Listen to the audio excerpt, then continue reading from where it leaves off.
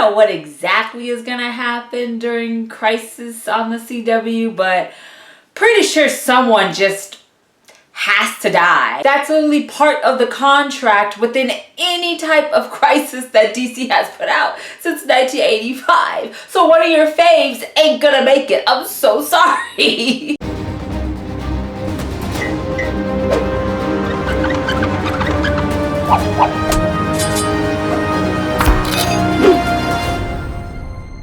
Welcome back, Gothamites. If you're new here, hi.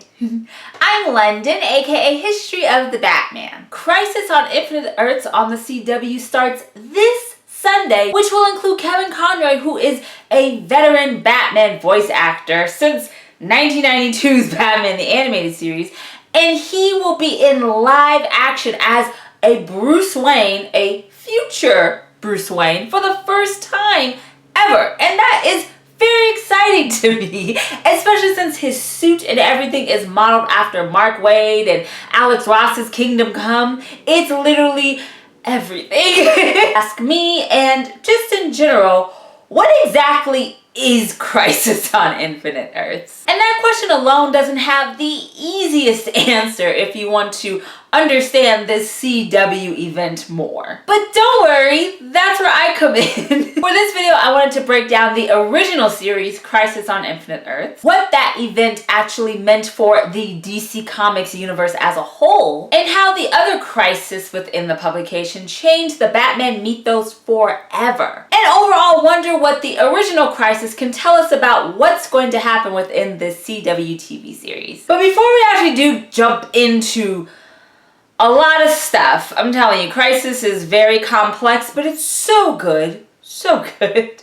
Why don't you subscribe to this channel and become part of this wonderful Gothamite community? I think the best place to start is from the very beginning and talk about how we actually got to the concept of a crisis within the DC Comics publication. Now, if you aren't familiar, whether or not you haven't watched any of the CW shows, such as Arrow, The Flash, Legends of Tomorrow, Supergirl, Batwoman, Black Lightning, all of those. If you aren't familiar with that, or maybe you're just not a big comic buff, but the concept and use of the multiverse has grown in popularity tremendously across all visual media over the last several years. And a multiverse basically means that many parallel universes exist besides our own. We all reside within a singular cosmic construct, which means we can all suffer the same fate, whether good or bad, because of this. The first time within DC Comics that the multiverse idea actually became a reality was in 1961's The Flash of Two Worlds, which was in The Flash issue 123 and featured Barry Allen's Flash, who was the Silver Age Flash at the time,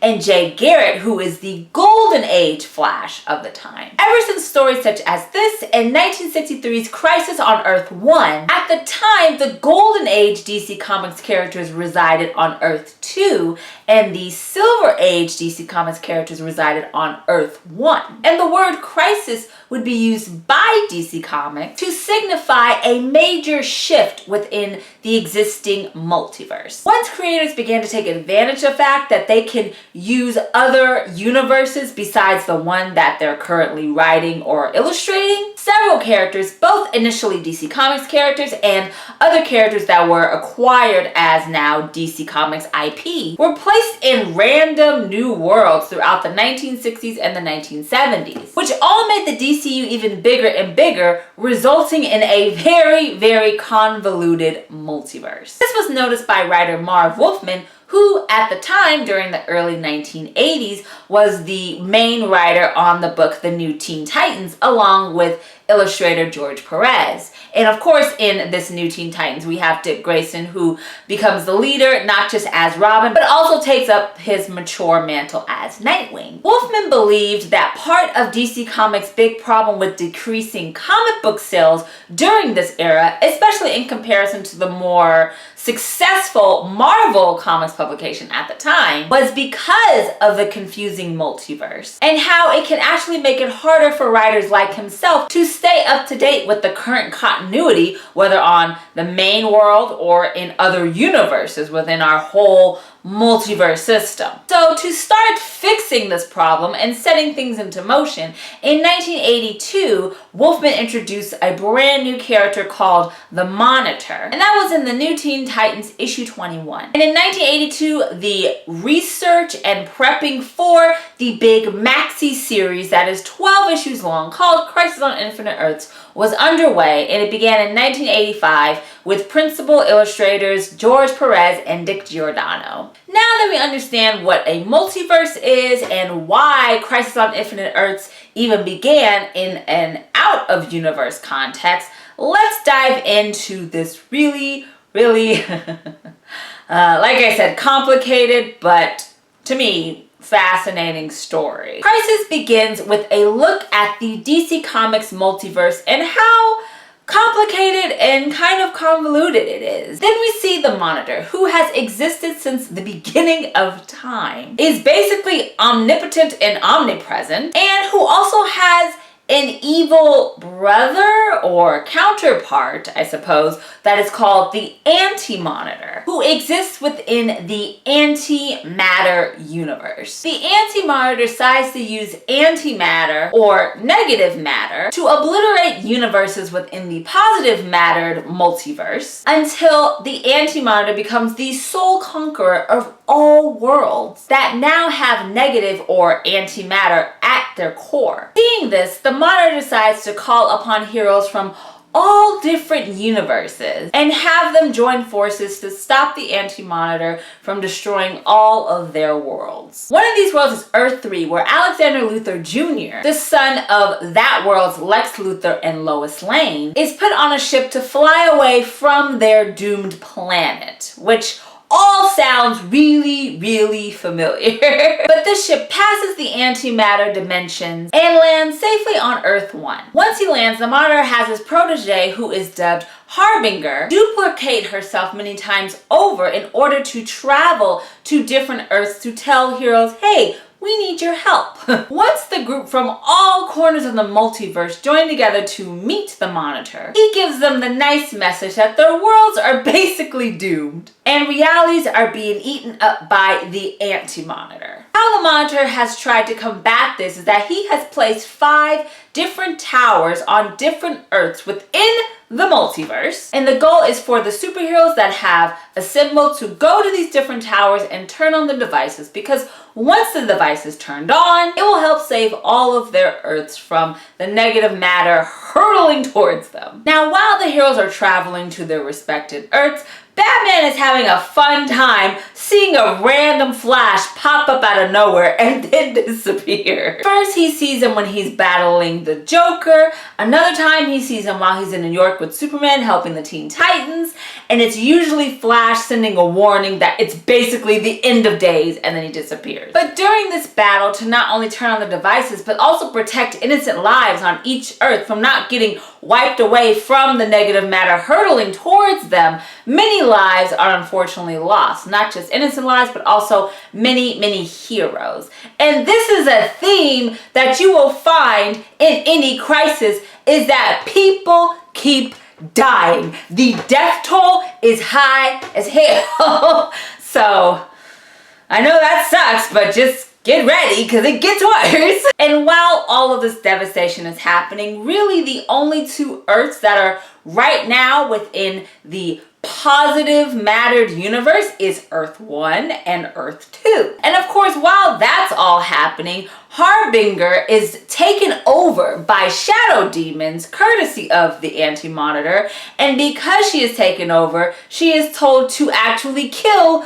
the Monitor. And she succeeds. However, the Monitor knew of his demise because he's basically a god and is able to transform his entire being into energy and is able to keep Earth 1 and Earth 2 within a limbo state, which temporarily protects them both into being absorbed by the Anti-Monitor's antimatter. So after literally every single DC Comics character from these 2 Earths come together, and they're able to pull 3 more Earths into their positive limbo existence, which is Earth X, X, Earth 4, and Earth S, a team is put together by Alex Luthor Jr. And Alex Luthor Jr., who is comprised of both negative and positive matter, is able to actually make a portal in between their limbo universe and the antimatter universe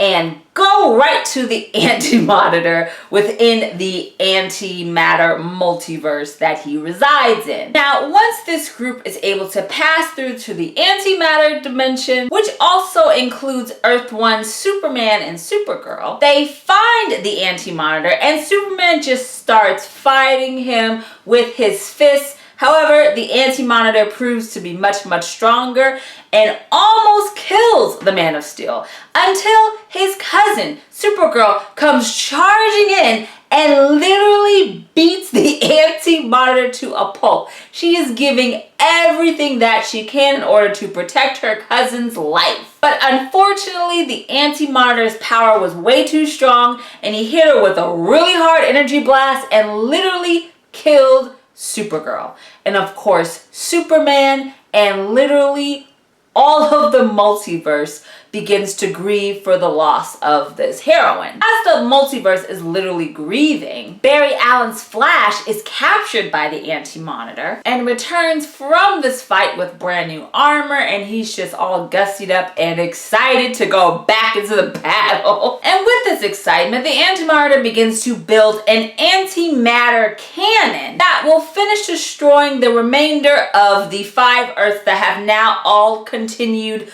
to merge into one universe. And because they are all merging into one universe, many things are being changed and there's cross wires, such as dinosaurs walking around New York City to even having World War I planes within all of this. All of the timelines and everything is just messed up because everything is trying to get pushed into one universe. The Flash is actually able to break free and goes to find the core of the powerful energy cannon. And in order to disable it, runs around the core like thousands of times to reverse the actual antimatter energy, so the cannon is useless. While the Flash was successful, absorbing all of that energy from the cannon's core actually obliterated the Flash's human form and it kills him. Like I said, the biggest problem, not even problem, but complaint that many people have about Crisis is the fact that there are always high death tolls. And in particular, this one was major because Supergirl and the Flash on regular continuity are just dead. It was a major, major deal when these books officially came out in 85, 86. After the death of the Flash and all of the 5 universes are still slowly merging, it was inevitable that not only everyone that is part of all of the different United Nations within the multiverse have come together and tried to figure out what they can do to stop this from happening. And then of course, Lex Luthor and Brainiac decide to take advantage of this merging situation. Say, hey, if you don't abide by our rules and just surrender everyone to our rule, we will just decide to kill all of the universes and just get rid of them. Which starts a huge war across the multiverse with different heroes from different lands fighting different villains that are a part of Lex Luthor's giant villains team of doom.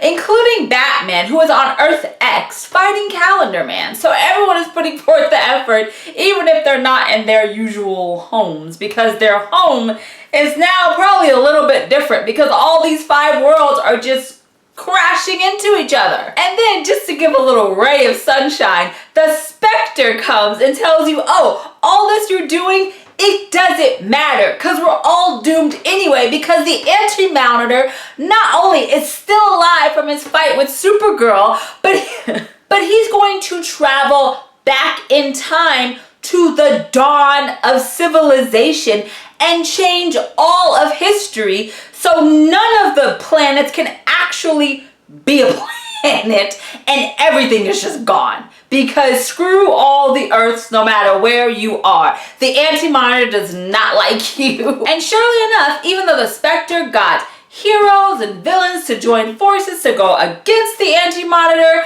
all of the worlds seemingly just disappear.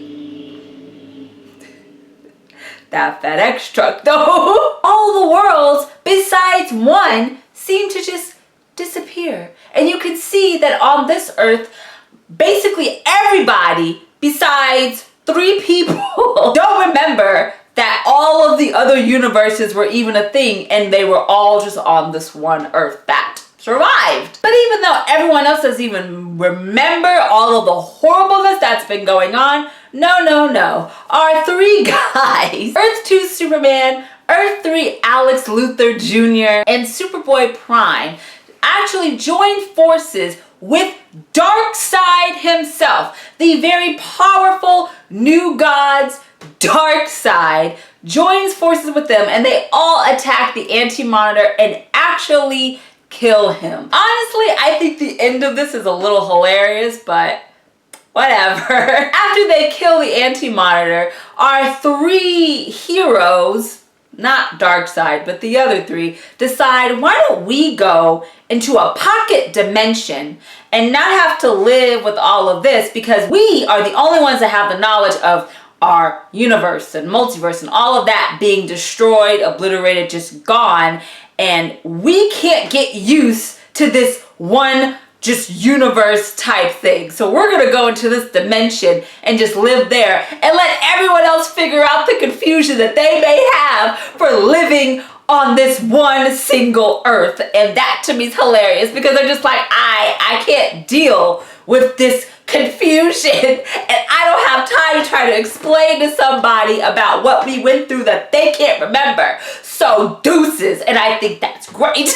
After the series, the entire DC Comics universe was rebooted for the first time within its in-universe history. And then we entered the post-crisis era that not only includes many characters that were wiped out from the past, including many Batman family characters from Batmite or even Ace the Bat Hound. But also many characters from this post-crisis continuity now receive new or reimagined origin stories, in particular the Batman family. Batman received an updated and more modern origin story in Frank Miller and David Mazzucchelli's Batman Year One, to even the character Jason Todd getting a whole new revamp and becoming more of a rebellious orphan than anything else, and his origin first debuted in Batman issue 408. While Marv Wolfman's Crisis is considered the first and most major shift to happen within the DC Comics multiverse, other crises have happened following this initial one. In 2005 and 2006, Jeff Johns wrote the 7-issue arc, which was illustrated, where Earth 2 Superman, Alex Luthor, and Superboy Prime all come back to the current reality out of their little pocket dimension that they had. And Luthor, who kind of went a little insane while in this pocket dimension, decides he wants to change all of it back to antimatter. So he gets the Anti-Monitor's corpse to help him do this. And it actually works. And the multiverse that we knew is back again within DC Comics. The last crisis that we see is from 2008 and 2009's arc Final Crisis, which was written by Grant Morrison and illustrated by J.G. Jones. And this is where Darkseid, who isn't our friend anymore, and isn't helping us try to defeat the Anti-Monitor, but he decides, you know what, I'm gonna take over the multiverse now with my people. And it is up to the Justice League to stop him from basically taking over the multiverse and enslaving them all. Of course, in this Final Crisis, it was a major turning point for the Batman character and his mythology, because Bruce Wayne's Batman seemingly dies at the hands of Darkseid while he is fighting him to stop him from taking over the multiverse. And of course, while he travels through time to come back to the regular era, Dick Grayson actually takes up the mantle as Batman well into the beginning of the New 52, which began in 2011.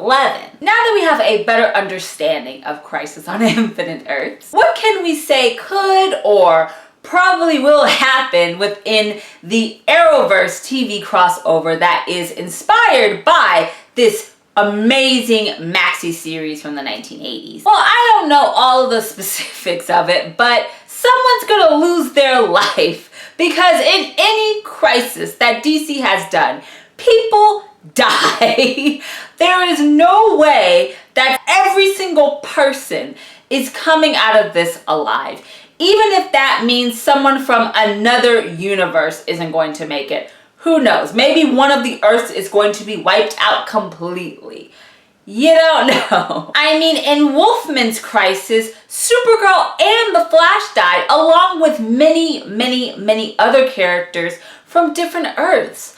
Now, I'm not saying that the Flash and Supergirl are going to die in this series, because that would be saying a lot, considering they are two major characters, and I'm not sure that that would flow within a TV series. However, would I be shocked if someone that has some type of significance or importance dies? No, that's probably what should happen, but who knows? Also, if you think about it, if we do end up with one single universe that includes a random combination of different people from different Earths, such as what happened in Wolfman's crisis, perhaps some of the heroes that they asked to help them beat this anti-monitor-like destruction of their worlds would actually stick around in the single universe, if that is what happens. If all of the Earths within the multiverse, they all merge into one in some way.